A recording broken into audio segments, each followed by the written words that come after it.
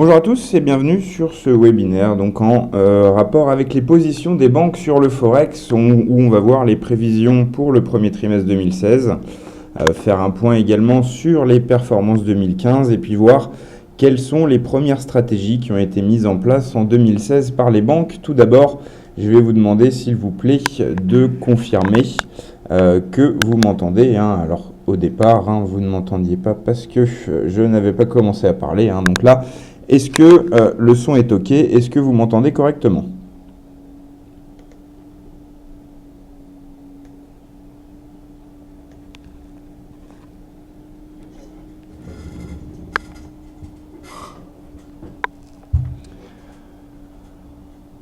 Ok, parfait. Donc certaines personnes me préviennent que le son est OK. Donc c'est que ça doit être le cas pour la majorité des participants. Alors, avant de commencer, avant de rentrer dans le vif du sujet, je vais exposer un petit peu de quoi on parle. On parle d'un outil que professeurforex.com édite. Alors, professeurforex.com est partenaire de FXCM et de DailyFX, avec notamment la possibilité pour les clients de FXCM de profiter gratuitement des produits et services professeurforex.com et justement ce portefeuille des banques sur lequel on se base pour faire le webinaire d'aujourd'hui est un des services offert aux clients FXCM. Donc ce service, en quoi il consiste? Il consiste de notre côté à compiler et suivre des positions conseillées ou prises par les banques sur le Forex. Il faut savoir que toutes les grandes banques ont des sites de recherche, ont également des lettres de conseil qu'elles envoient à leurs clients. Et tout ceci, nous, on compile. Elles communiquent également sur les positions qu'elles prennent en interne. Donc tout ceci, nous, on le compile dans des tableaux facilement consultables. Et ce qui vous permet donc de suivre ces conseils. Alors, je vais faire un petit tour sur les commentaires.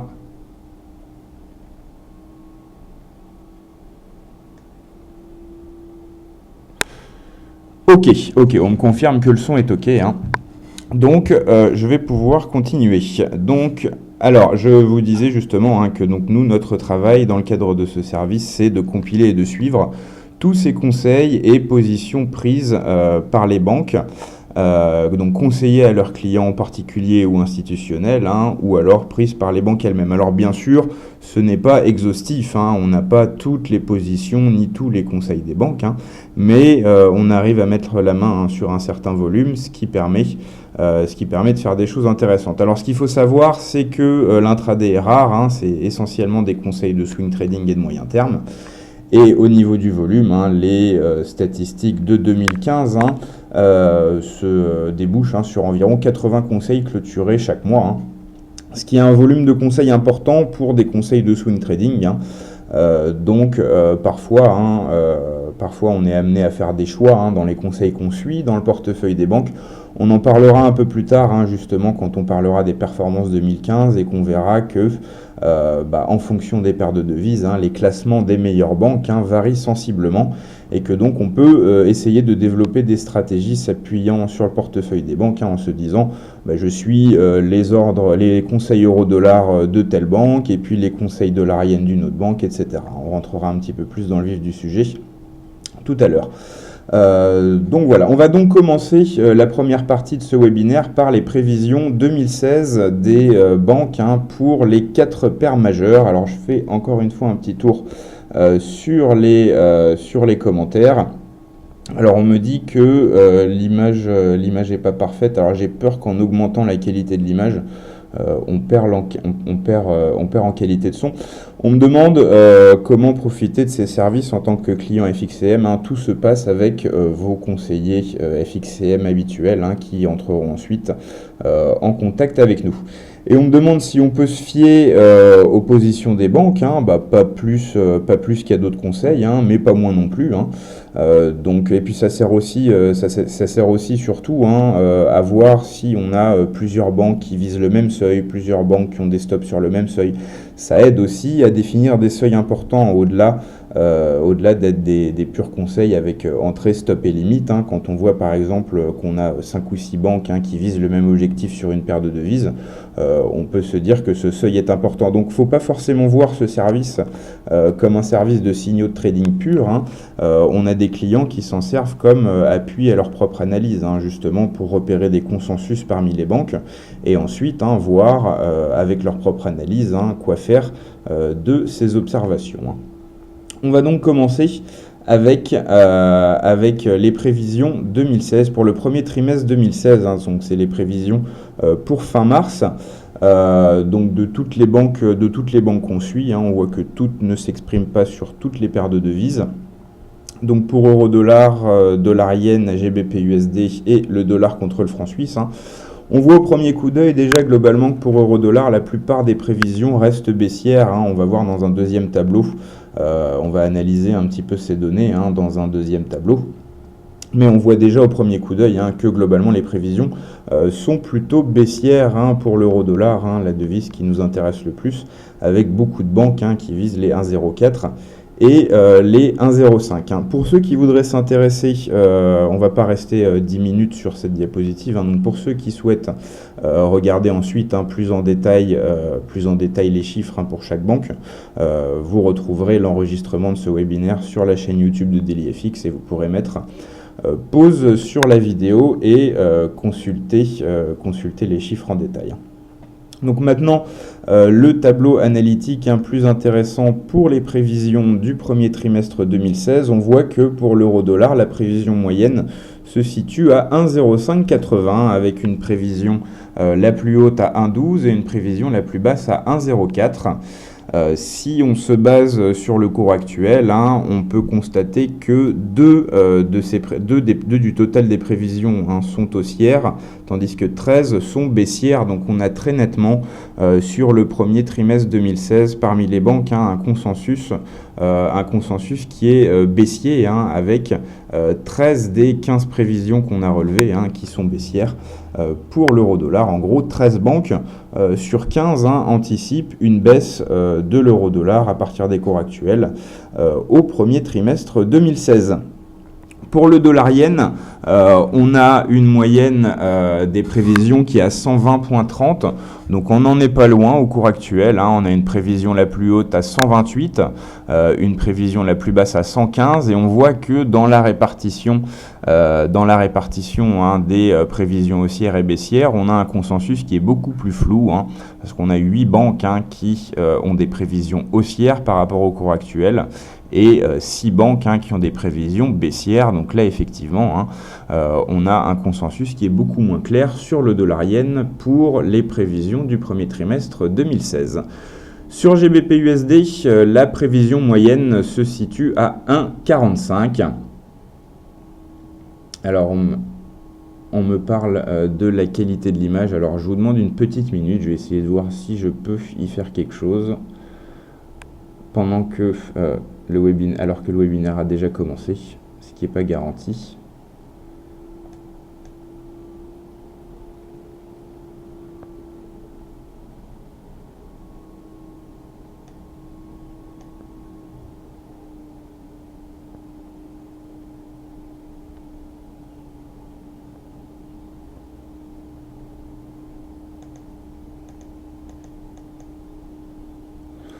Alors, je ne peux pas changer la qualité de l'image, mais j'ai la possibilité d'effectuer un zoom, ce qui va peut-être manger le titre et le bas de page, mais ce n'est pas ce qu'il y a de plus important. Donc, j'espère que c'est un peu mieux pour les personnes qui étaient gênées par la qualité de l'image.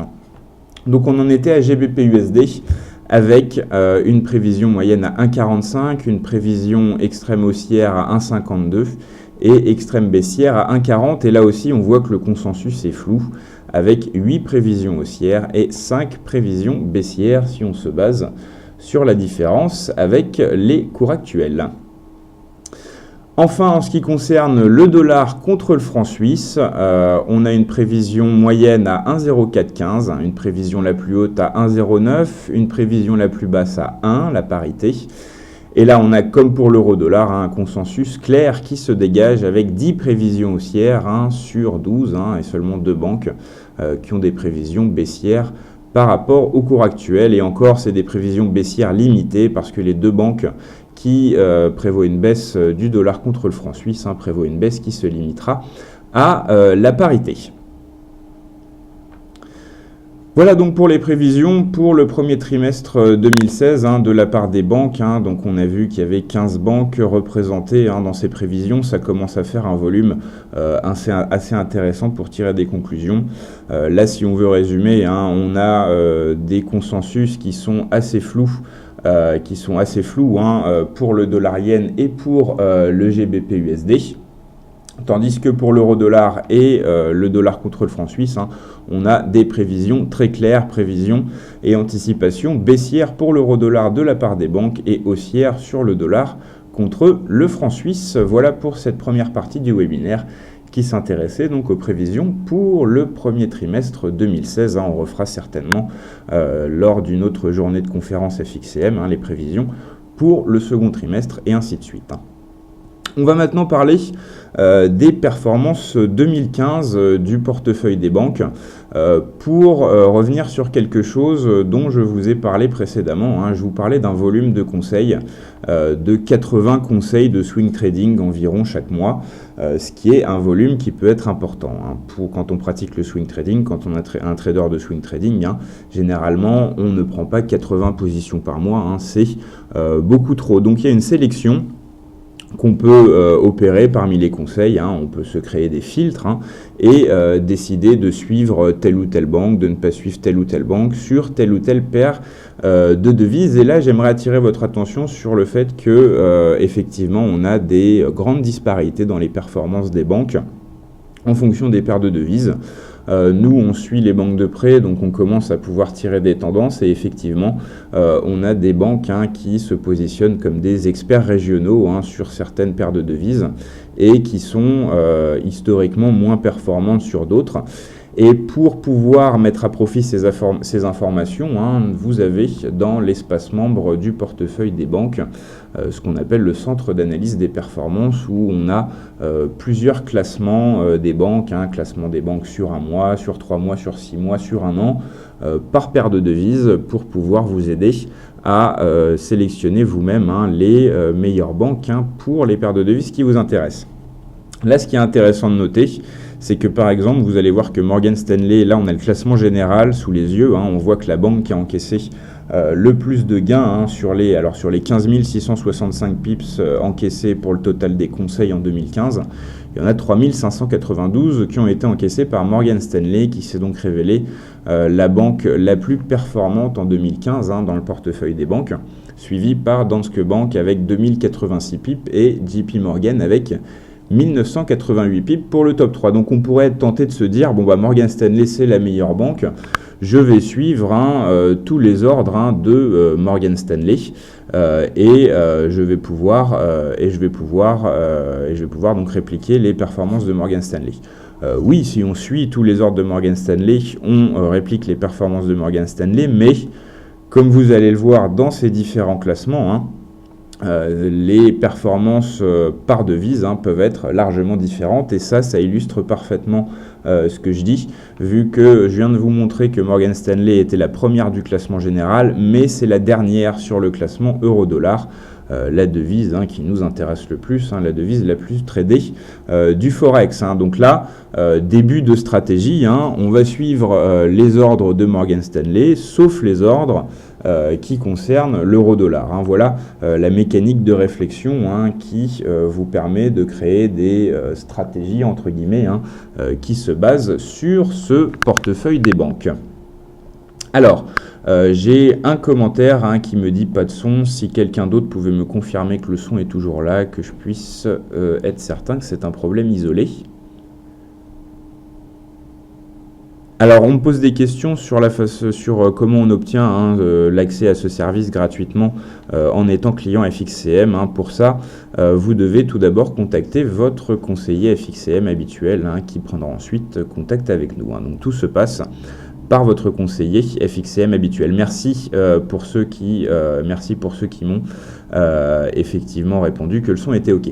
Alors, on me fait la remarque que les 3 premières banques sur l'euro-dollar sont françaises. Je vous parlais tout à l'heure d'expertise régionale. Effectivement, c'est une tendance qu'on retrouve. Alors, c'est pas une tendance très nette, c'est pas une règle stricte.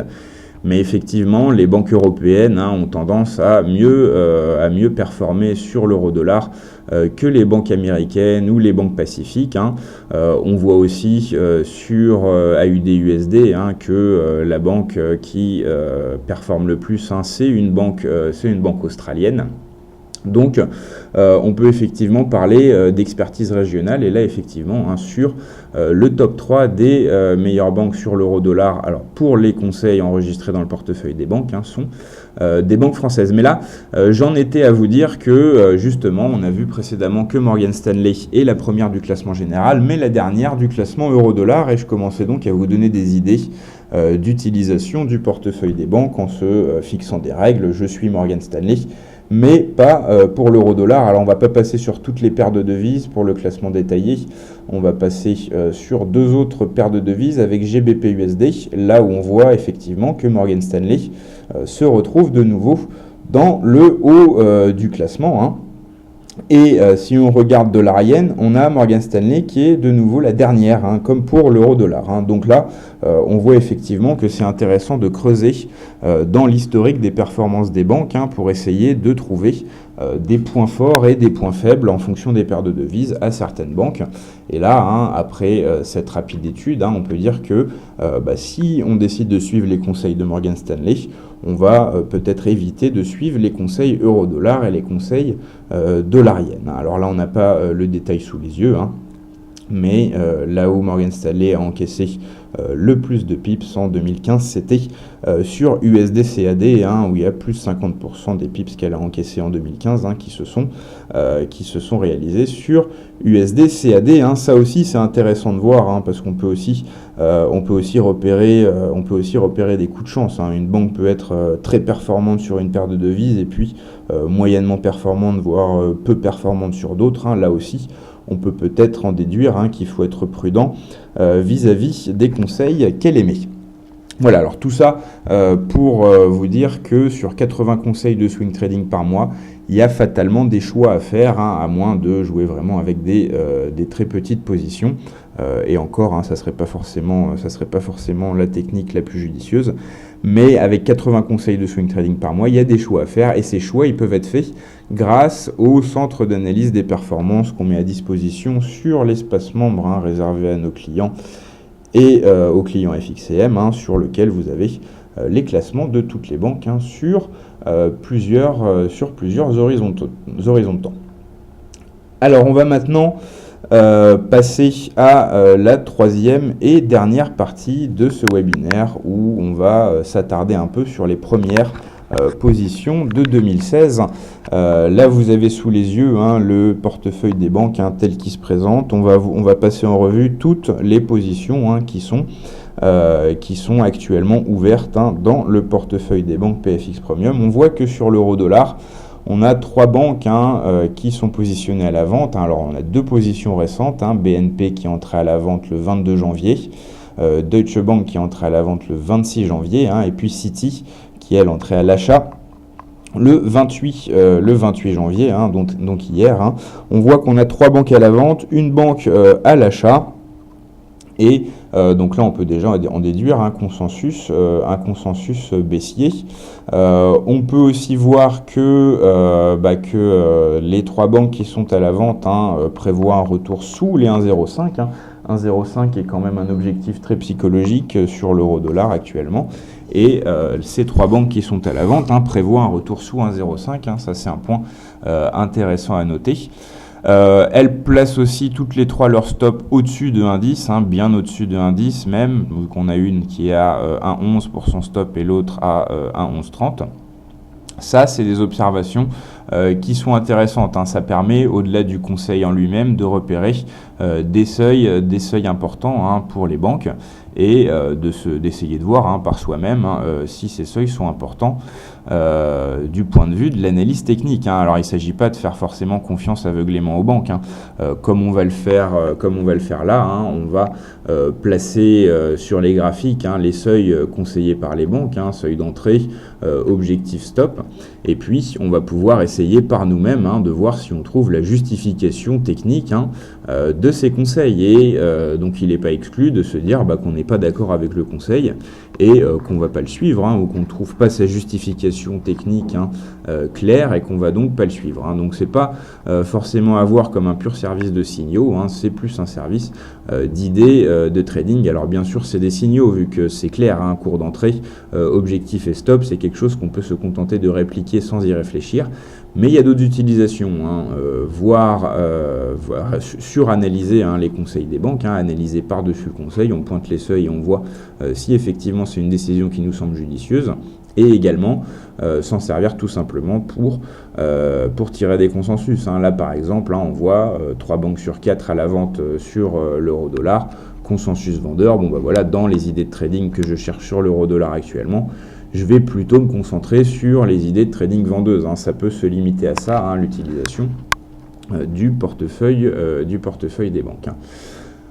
Pour le dollar contre le franc suisse, on a 2 banques qui sont positionnées à l'achat, des positions qui sont quand même assez anciennes. On en a une qui date du 10 décembre et l'autre qui date du milieu du mois de janvier. Sur AUD-USD, c'est une position de long terme présente depuis le 23 septembre, hein, qu'on a dans le portefeuille. Donc vous voyez, hein, position présente depuis le 23 septembre, c'est pas du tout de l'intraday, hein, c'est pas du tout des signaux de scalping, hein. C'est vraiment, c'est très rare, hein, que les positions soient pas tenues au moins 2-3 jours. Alors ça arrive que une position soit déclenchée et que l'objectif soit touché dans la journée, dans les journées de forte volatilité, mais c'est pas l'objectif de ces conseils, hein. C'est pas les habitudes, hein, du portefeuille des banques, c'est plutôt des positions qui se tiennent quelques jours, voire quelques semaines, voire quelques mois, hein. Il y a notamment une position euro-dollar l'année dernière qui a été tenue plus de 4 mois par la Société Générale, il me semble, hein.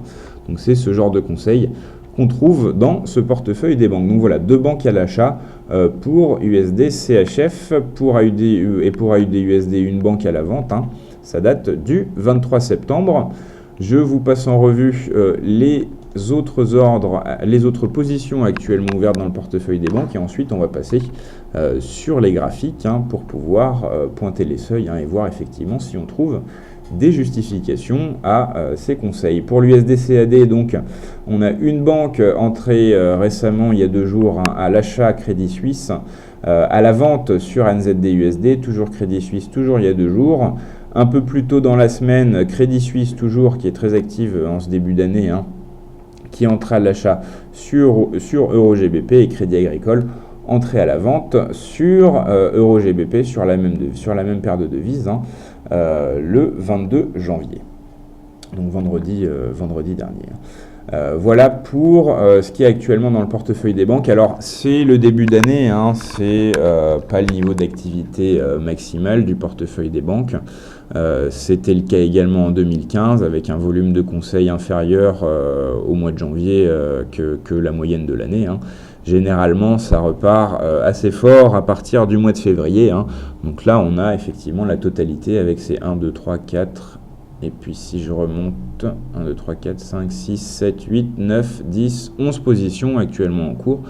Donc dans le portefeuille des banques, hein, généralement, c'est plus 20, 25 en cours. Là, l'activité en fin d'année et en tout début d'année, hein, est un peu réduite, hein. Donc je vous propose maintenant de passer sur les graphiques pour pouvoir regarder plus en détail ces positions, hein, notamment celles sur l'euro-dollar, hein, pour lesquelles on va accorder un peu plus de temps.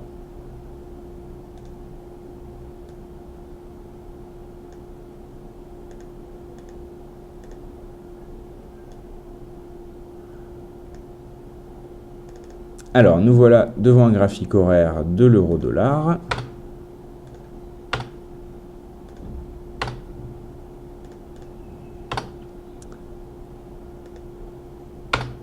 Et donc nous allons pouvoir pointer le conseil qui a été le plus récent, hein, qui a été émis par Citi hier, hein, on pourrait parler d'un conseil un peu à contre-tendance, hein, en tout cas à contre-consensus, vu que c'est un conseil d'achat de long terme, hein, qui prévoit un retour sur les 1,15, hein, avec une entrée à 1,0865. Je vais pointer ça tout de suite. Entrée 1,0865.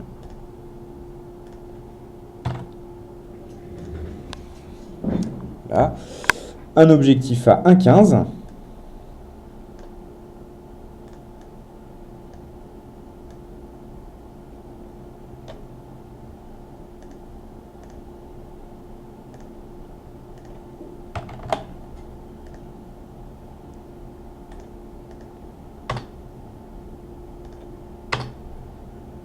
Et un stop à 1,0450.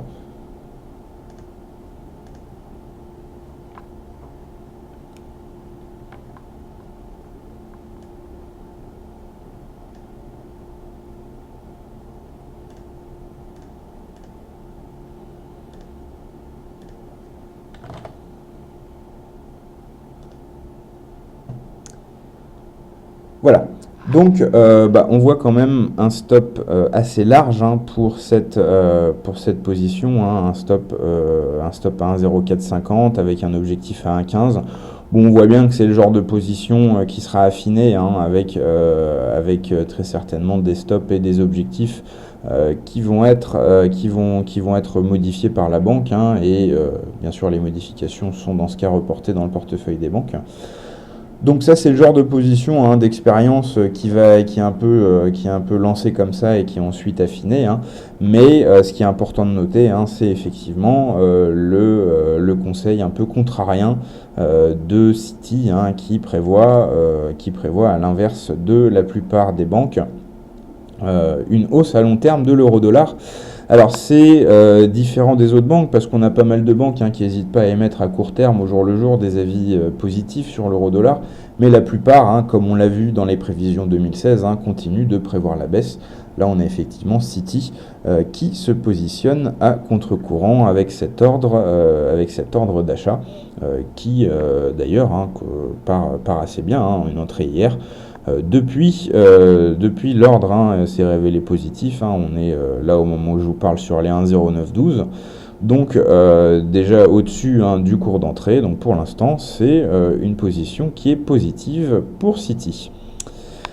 Une autre position euro-dollar qu'on avait mise en lumière quelques minutes avant, une position de moyen terme, cette fois on n'est plus sur du long terme, hein. Une entrée à 1,0820 le 26 janvier pour Deutsche Bank.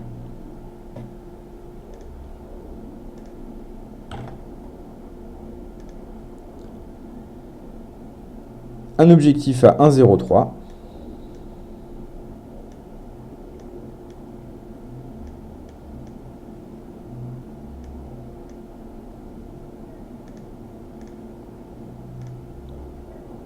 On va peut-être passer en données H4, ça sera plus facilement lisible.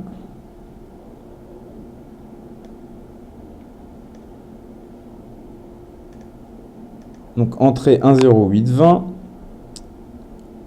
objectif 1,03.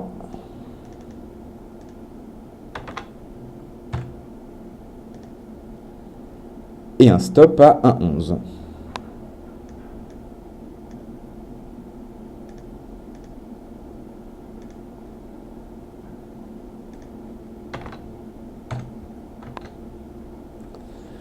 Voilà, donc 1,03, un objectif quand même ambitieux, c'est sous les plus bas de 2015, hein, donc là on prévoit très clairement, hein, pour Deutsche Bank, hein, un réalignement avec la tendance baissière de fond. On prévoit une cassure du seuil psychologique des 1,05, hein, et puis même des 1,04 jusqu'à 1,03, donc là quand même une position ambitieuse, surtout pour du moyen terme, hein, mais c'est quand même une position qui reste dans le sens de la tendance de fond, hein, donc pourquoi pas. Alors effectivement ça va peut-être prendre quelques mois Vu l'évolution actuelle de l'euro, hein, où on manque un peu de direction, là effectivement il va falloir qu'on ait une reprise claire d'un mouvement directionnel baissier, hein, pour qu'on puisse espérer atteindre les 1,03. Hein. C'est pas un objectif qui sera atteint lors de turbulences, hein. Il faudra vraiment un mouvement directionnel pour aller chercher les 1,03, mais c'est effectivement pas exclu, hein, si on se base sur la tendance de fond. Alors 1,03, c'est plus bas que le plus bas annuel de 2015. Hein. Il n'y a pas vraiment de justification graphique à part le caractère psychologique du seuil. Pour les 1,11, on voit que c'est un seuil qui s'est révélé à peu près, hein, important plusieurs fois au cours de ces derniers mois, hein, donc un stop, hein, qui peut se justifier, hein, d'un point de vue graphique. Quant à 1,0820 pour le point d'entrée, hein, on voit aussi que c'était un seuil important par le passé, hein. On a marqué des plus bas majeurs sur ce seuil, hein, le 20 juillet et le 27 mai. Donc là aussi, hein, on voit effectivement que graphiquement, c'est un seuil qui a été à peu près important, à 1,08, 1,0820, un seuil qui s'est révélé par le passé assez significatif. Voilà pour cette position vendeuse de Deutsche Bank qui est perdante, hein, par contre. Hein. On est rentré à la vente à 1,0820 et là actuellement, hein, 1,0915 à l'heure où je vous parle. Hein. Donc une position en perte déjà de près de 100 pips, hein, pour Deutsche Bank. Hein. Mais on est quand même encore assez loin. On est quand même encore assez loin du stop. Alors j'ai des commentaires négatifs sur le son, mais ça m'a l'air isolé, donc n'hésitez pas, hein, si vous avez des problèmes de son, hein, d'être plusieurs à me le dire.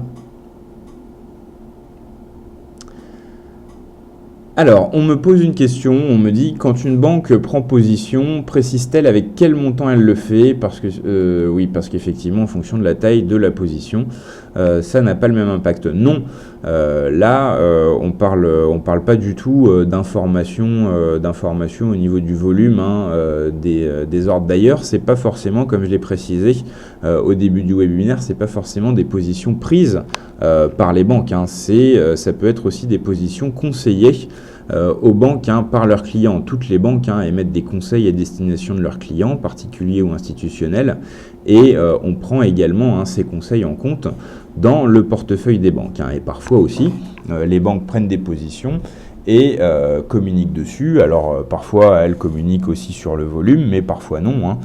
C'est pas des informations qu'on prend en compte, hein, dans le portefeuille des banques. Et il ne s'agit pas de se dire telle banque a acheté sur tel seuil, ça va faire bouger le marché. On part du principe qu'avec un volume d'échange journalier sur le Forex de plus de 4000 milliards de dollars, même les gros ordres de banque, hein, auraient sans doute un peu de mal à faire bouger le marché. Donc c'est pas vraiment le but, hein, de ce service du portefeuille des banques, hein. Là c'est plutôt effectivement de se concentrer sur les seuils qui sont visés, hein, les stops, les objectifs, les cours d'entrée. C'est plus ça que de se dire tiens, telle banque est entrée sur tel seuil, le fait que cette banque entre fera bouger le marché, hein. C'est pas ça notre mode de réflexion, hein. Notre mode de réflexion, c'est plus essayer de tirer des consensus parmi les conseils, parmi les positions des banques et les conseils qu'elles envoient à leurs clients.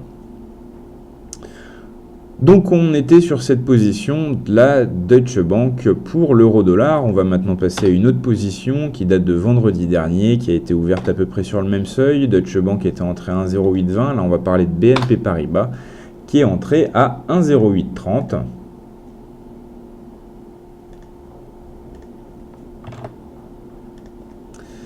Avec un objectif à 1,04.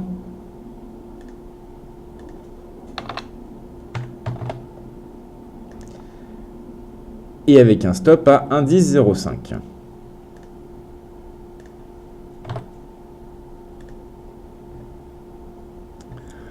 Voilà, donc là, on prévoit une accélération, enfin une reprise de la tendance de fond baissière, hein. Si on touche les 1,04, on pourra effectivement considérer que l'euro-dollar est réaligné avec sa tendance baissière après la pause, hein, qui dure depuis le début du mois de décembre, hein. Donc la banque BNP prévoit un réalignement avec la tendance baissière. On a un stop assez serré, indice 0,5. Il y a pas mal de banques qui n'excluent pas un test des indices sans pour autant qu'on ait des hausses soutenues au-dessus de ce seuil. Mais disons que le stop à indice est peut-être à indice 0,5 est peut-être un peu serré parce que on voit bien qu'il y a une certaine pression haussière en intraday sur l'euro-dollar. Et on peut se dire que une statistique qui irait dans ce sens pourrait permettre d'accélérer la hausse jusqu'à un 10, que les baissiers repointent le bout de leur nez sur les indices et qu'au final on monte à un 10, un 30, un 10, 30, un 10, 50 avant de repartir à la baisse sous les indices. Disons que moi, d'après mon avis personnel sur cette position euro-dollar, le stop à indice 0,5 présente quand même un risque de fausse cassure. Le stop peut être touché entre guillemets à tort avec un stop à indice 0,5. Donc petite critique effectivement du stop. Le seuil d'entrée à 1,0830. Effectivement, on aurait pu aussi attendre au moins une nette cassure des 1,08, au moins une nette cassure des 1,0770, les deux plus bas qu'on a marqués récemment sur l'euro-dollar. Mais bon voilà, un entrée à 1,0830 peut-être un peu ambitieux, peut-être un peu risqué. Un plus bas qui se base sur un réalignement avec la tendance générale baissière. Voilà pour cette position de BNP Paribas qui est actuellement dans le négatif. Alors l'autre position est de JP Morgan. On va pas, elle date de début décembre, donc on va pas la passer en détail. Je vous rappelle juste que la banque est entrée à 1,0923 et vise les 1,0490. Donc c'est peut-être la banque qui a l'objectif le plus judicieux. On va le pointer quand même 1,0490. 1,0490, on voit que la banque se dit qu'on va aller tester le dernier plus bas peut-être sur les qui était juste au-dessus de 1,05 et qu'on va aller chercher un peu plus bas, pourquoi pas 1,0490. Là, c'est un objectif qui est plus prudent, accélération de la baisse, on va tester les 1,05 et après on voit ce qui se passe. C'est vrai qu'une fois qu'on sera sur les 1,05, on pourra, les scénarios pencheront nettement du côté de la baisse, mais on aura encore besoin de confirmation pour se dire qu'on est revenu dans la baisse de fond. Donc là, effectivement, on a JP Morgan qui s'avance pas trop et c'est peut-être judicieux, qui limite son objectif à 1,0490 et qui très certainement commencera à revoir son avis, à revoir sa copie si la paire s'approche de cette zone des 1,05. Alors on me demande si on n'a pas d'infos sur les banques pour les indices. Non, c'est pas quelque chose qu'on fait pour l'instant. C'est vrai qu'on se concentre historiquement sur tout ce qu'on fait chez Professeur Forex sur le Forex. Donc on a orienté ce travail de recherche qu'on fait essentiellement sur le Forex, mais ça devrait être possible de faire quelque chose de similaire sur les indices.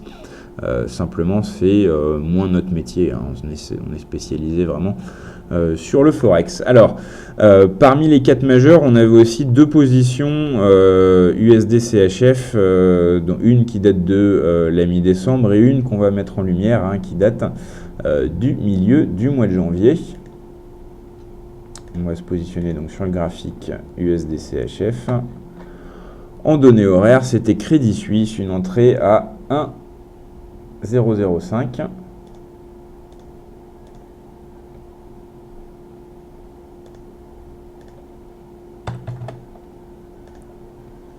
Avec un objectif à 1,03. Donc une position qui est en bonne voie pour l'instant. Déjà fait à peu près la moitié du chemin qui nous sépare de l'objectif. Et un stop à 0,9949.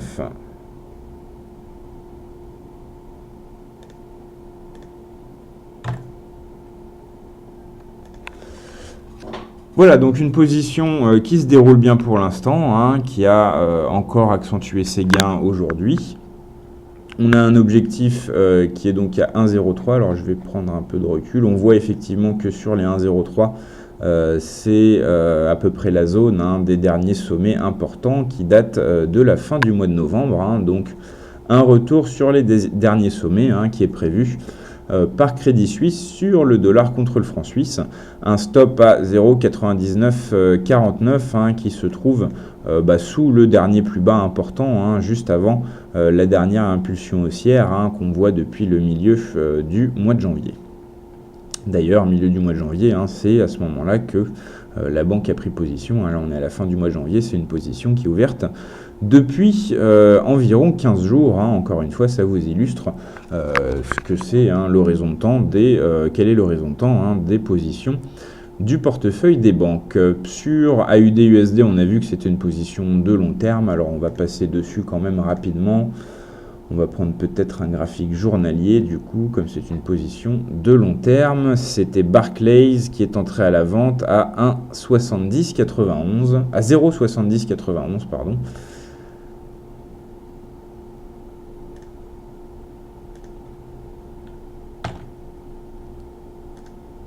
Ça s'est passé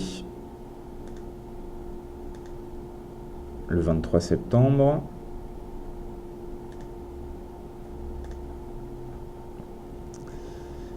Avec un objectif à 62,50.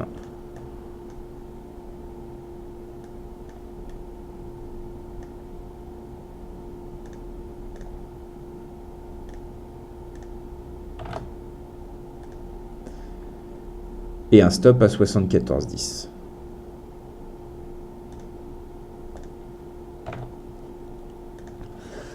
Alors on voit que depuis l'entrée en position, on a hésité autour du seuil d'entrée. On a commencé à afficher des gains assez intéressants de près de 300 pips quand on s'est approché des 0,68. Là, on a depuis plusieurs jours AUD-USD qui remonte, mais on voit que ça bloque. Aujourd'hui, on est sur une journée plutôt baissière sur AUD-USD, peut-être une journée de retournement d'ailleurs, qui pourrait permettre à cette position de continuer son chemin vers l'objectif. On voit que le stop des 74,10 se justifie aisément d'un point de vue graphique. C'est légèrement au-dessus des deux derniers sommets. Et c'est aussi juste en dessous d'un précédent sommet ici, et c'est autour d'un seuil psychologique. Donc là, on a effectivement plusieurs justifications graphiques pour ce stop. On voit aussi sur le point d'entrée que précédemment, on avait buté dessus, alors au moins une fois. Voilà un cours d'entrée qui est peut-être moins justifiable d'un point de vue graphique, et un objectif. Alors on va peut-être passer sur...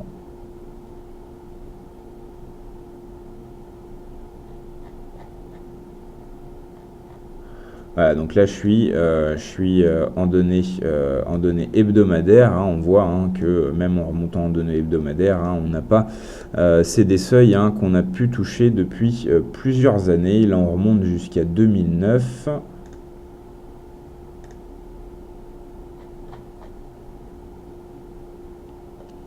Voilà, 62,50, voilà, des seuils qui n'ont plus été touchés depuis le début de l'année 2009, donc quand même des seuils historiquement assez bas pour AUD-USD pour cette position de long terme de Barclays. Voilà, 62,50, un objectif donc de long terme, peut-être à viser au cours de l'année. Ça, c'est le genre de position qui peut vraiment rester ouverte plusieurs mois si le stop n'est pas touché.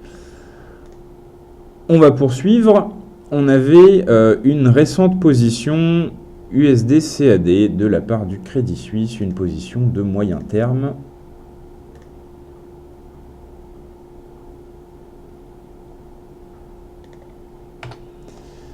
Avec un cours d'entrée à 1,4010, c'était le 27 il y a 2 jours.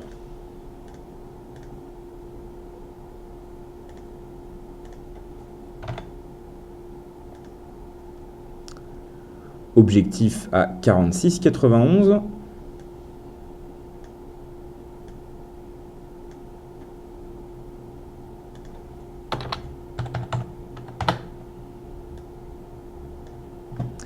et stop à 38,91.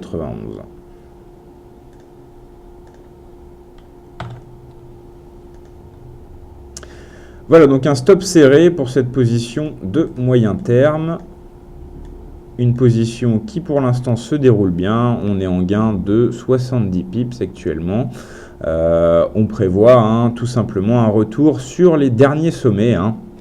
Une position qu'on pourrait qualifier de sage. On avait une forte hausse du USD-CAD, on a eu une correction. Là d'ailleurs, je me souviens que cette position USD-CAD du Crédit Suisse a été pendant plusieurs jours un ordre en attente. Ce qu'il faut savoir, c'est que dans le portefeuille des banques, on a deux tableaux, les positions en attente et les ordres en attente et les positions en cours. Et ce qu'il faut savoir, c'est que la quasi-totalité des positions en cours ont été précédemment des ordres limites en attente. C'est-à-dire que les banques n'émettent pas du jour au lendemain un conseil acheter telle paire de devises à tel objectif. Ça a été précédemment un ordre limite en attente, c'est-à-dire acheter si ça descend à tel seuil, etc. Donc là, c'était effectivement un ordre limite d'achat. Crédit Suisse avait repéré le début de la correction du USD-CAD, s'était dit ça va certainement se poursuivre jusqu'au seuil des 1,40 et à partir des 1,40 on va se mettre à rebondir et on va être prudent, on va se contenter de viser les derniers sommets sans miser sur une accélération de la tendance haussière pour l'instant. Donc là, quelque chose, une stratégie qui est assez claire derrière ce conseil, c'est le genre de conseil qui, à mon avis, donne envie d'être suivi.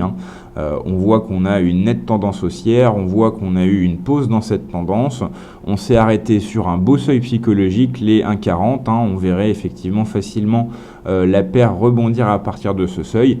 Et l'objectif, c'est les derniers sommets, donc on ne prend même pas le risque de se dire que la tendance va s'accentuer, non, on prévoit simplement une revisite des derniers sommets. Bon, compte tenu du fait que le stop est serré, on aurait aussi pu être encore plus prudent et viser le seuil psychologique des 1,46, mais le seuil des 1,46,91 pour objectif se justifie assez aisément. Voilà pour cette position USD-CAD de moyen terme de la part du Crédit Suisse.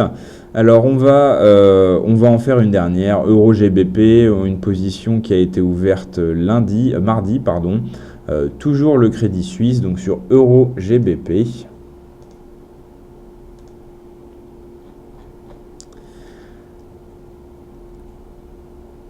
Avec une position acheteuse qui a été ouverte à 0,7585.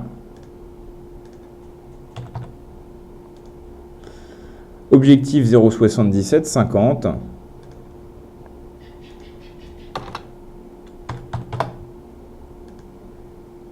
Stop 75,20.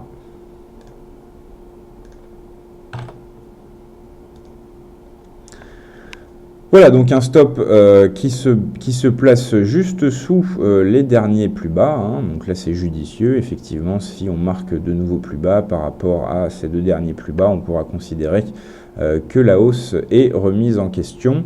Un objectif qui se base sur une revisite des derniers sommets, 77,50. Donc là aussi, une justification aisée, donc des objectifs pour lesquels on trouve facilement des justifications graphiques, que ce soit pour le stop ou pour la limite, donc conseil du Crédit Suisse sur Euro-GBP, conseil qui pour l'instant se passe bien avec une position qui s'affiche en gain au cours du jour. Voilà, alors je vais faire un tour sur les questions. J'ai répondu, il me semble, au fur et à mesure à toutes les questions. Voilà, on arrive maintenant donc au terme de ce webinaire. Je vais simplement faire quelques petits rappels.